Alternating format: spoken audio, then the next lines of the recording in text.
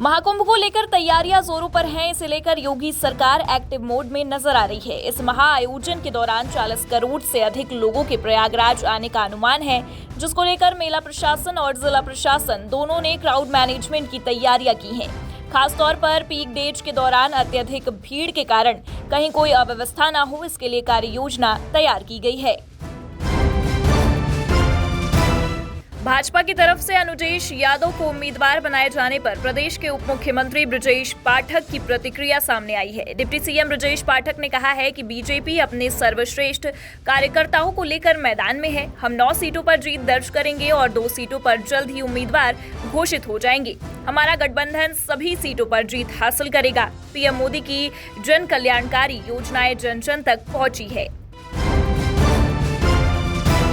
कांग्रेस नेता सुरेंद्र राजपूत ने बीजेपी नेता गिरिराज सिंह के बयान पर पलटवार करते हुए कहा है कि इंडिया गठबंधन 9 की 9 सीटों पर चुनाव लड़ेगी और जीतेगी, क्योंकि हमारे लिए महत्वपूर्ण है देश में सुरक्षा और देश में शांति।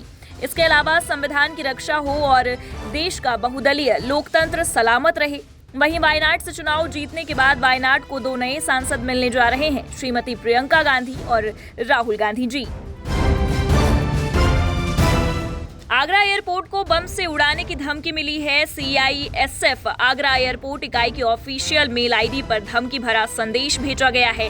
ईमेल की जानकारी गृह मंत्रालय को देने के बाद केंद्रीय औद्योगिक सुरक्षा बल के सब इंस्पेक्टर अनूप कुमार ने बुधवार देर रात थाना शाहगंज में मुकदमा दर्ज कराया है।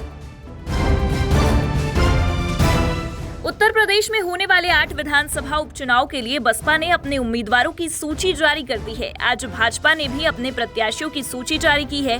कानपुर की सीसामऊ, प्रयागराज की फूलपुर, मैनपुरी की करहल, मिर्जापुर की मझवा, अयोध्या की मिल्कीपुर, अंबेडकर की कटेहरी, गाजियाबाद सदर, अलीगढ़ की खैर, मुरादाबाद की कुंदरकी और मुजफ्फरनगर की मीरापुर सीट पर उपचुनाव होना है। दिल्ली स्थित भारतीय राष्ट्रीय कांग्रेस के मुख्यालय पर आयोजित एक प्रेस वार्ता में यूपी प्रभारी अविनाश पांडे ने कहा है कि हमने संकल्प लिया है कि किसी भी स्थिति में बीजेपी के कैंडिडेट्स को हमें हराना है, ताकि साल 2027 के चुनाव में इसका सकारात्मक परिणाम मिले। प्रेस वार्ता में अविनाश पांडे ने कहा है कि हमारी रणनीति है कि बीजेपी और एनडीए को परास्त किया जाए। हमें हमारी जिम्मेदारी का एहसास है। इसके चलते हमने बड़ी उदारता से फैसला किया है कि जो भी उम्मीदवार इंडिया अलायंस का होगा, हम उसे विजयी बनाएंगे। गाजियाबाद विधानसभा सीट पर होने वाले उपचुनाव में भाजपा ने संजीव शर्मा को अपना उम्मीदवार घोषित किया है। प्रत्याशी बनाए जाने के बाद संजीव शर्मा ने कांग्रेस और सपा पर जमकर हमला बोला। उन्होंने कहा कि कांग्रेस मैदान छोड़कर भाग गई है और सपा प्रत्याशी नहीं खोज पा रही है। साथ ही उन्होंने बताया कि वो विकास के मुद्दे को लेकर जनता के बीच जाएंगे। प्रदेश में लगातार बुलडोजर एक्शन जारी है। इसी बीच खबर है कि गाजियाबाद में अवैध निर्माण पर प्रशासन की कार्रवाई जारी है। गाजियाबाद विकास प्राधिकरण ने बुलडोजर चलाकर कई अवैध निर्माण को ध्वस्त किया। शालीमार गार्डन के विक्रम एनक्लेव में 2 भूखंडों के बीच अवैध दीवार बना दी थी। GDA की टीम ने अवैध इमारत की दीवार और भवन को बुलडोजर से ध्वस्त कर दिया। GDA ऐसे कई निर्माण को नोटिस थमा रही है। काशी में दीप ज्योति पर्व की तैयारियां जोरों पर चल रही हैं। यहां सजावट के लिए दक्षिण भारत से देशी विदेशी फूलों की खेप मंगाई गई है। इससे विश्वनाथ धाम की सजावट शुरू हो गई है। 6 दिन उत्सव होंगे। इसमें धार्मिक सांस्कृतिक कार्यक्रम, धनतेरस से अन्नकूट तक भव्य आयोजन होगा। इन सब के अलावा यहाँ की आतिशबाजी देखने लायक होगी।